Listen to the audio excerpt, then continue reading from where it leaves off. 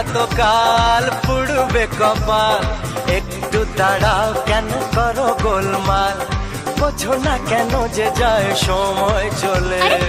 এসেছি বাড়িতে আমি কিছু না বলে, টিক টিক টিক টিক ঘড়ির সাথে সাথে তাল মিলিয়ে, এই তো এলে তবে কেন এখনই যাবে চলে। বলো কি বলার আছে, এসেছি তোমার কাছে।